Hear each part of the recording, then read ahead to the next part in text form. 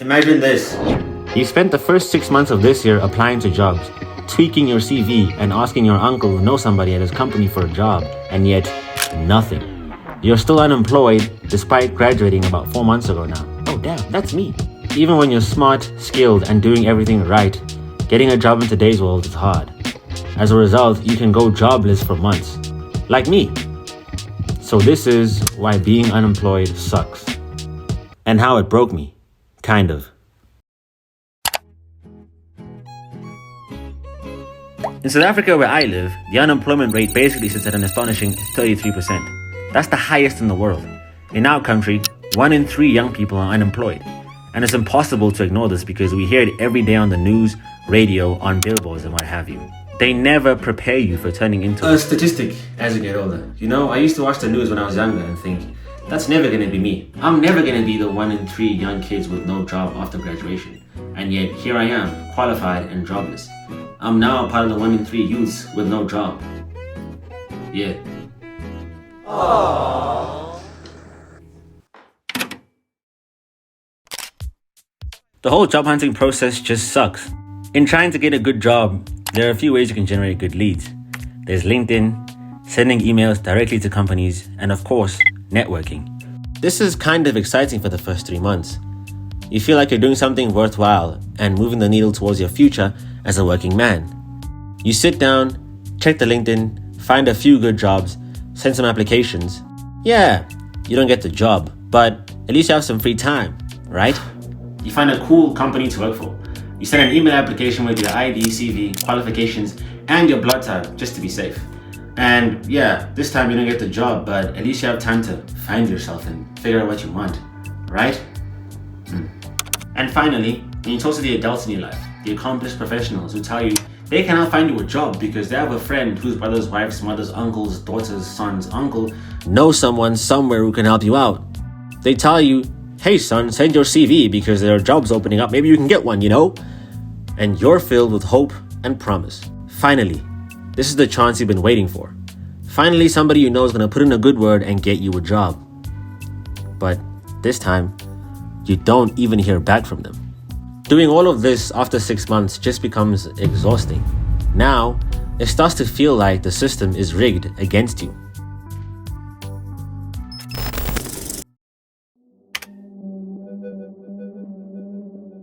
Your friend sends you a text saying, hey T, you wanna go grab some lunch or something?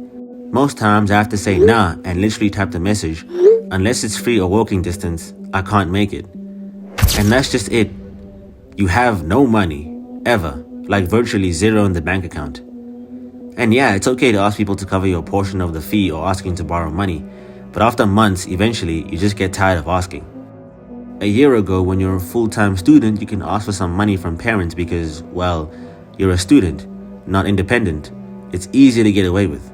But now, you just feel like the unemployed bum rotting on the couch, watching movies and TV all day, doing nothing with life, and still asking for money. It just feels so heartbreaking not being able to afford anything all the time.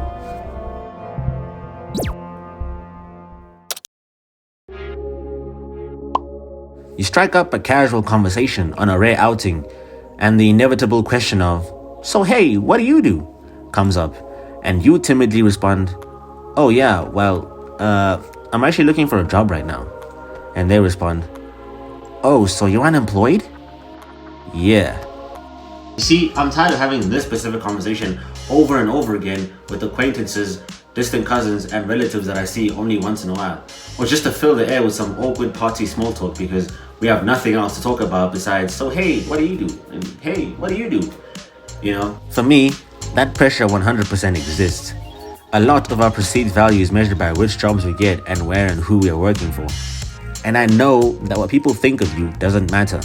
But when you don't have the corporate job you're supposed to, and when you fall short of the right thing to do, you do kind of feel behind. I also can't help but feel some type of way when you see peers on LinkedIn landing their dream job or internship.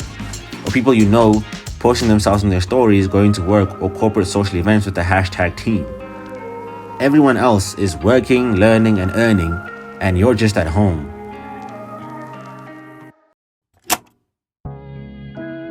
Lastly, at the height of your unemployment slump, you start to question your own existence. The combination of all the points that I've mentioned in this video makes you catastrophize. Broke, unemployed, sad, rejected every month. You start to really wonder, am I just a failure? Maybe my ceiling is to be a professional unemployed person. This is it. This is going to be my life. No plan, no direction, no purpose. Sitting at home for 6 months doing basically nothing has a mental toll. But it's easy to forget your problems and never confront them. Especially when you can drown them out with distractions to numb the pain. And this is what creates that vicious cycle that makes you lose your mind. Because you know you have things to do and problems to confront. But you never do because you're distracted endlessly every day. And so time just passes you by. Like that.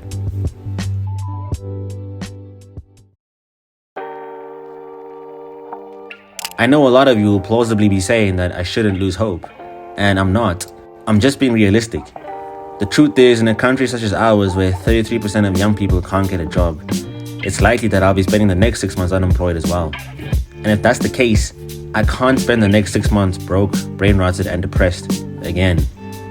Instead of feeling sorry for myself and complaining, I've got to figure out a plan. What that plan is, I have no idea. I know I spent the majority of this video complaining, but what this has taught me is that rejection is just a part of life. At the end of the day, you're on your own and it's up to you. And that's not really a bad thing. It's just confirmation that your future is in your own hands. You don't have to rely on other people and other things to help you get to a certain place that you want to get to. You can just do it yourself if you want to. DIY. Thanks for watching, and thanks for letting me complain for 5 minutes. Appreciate it.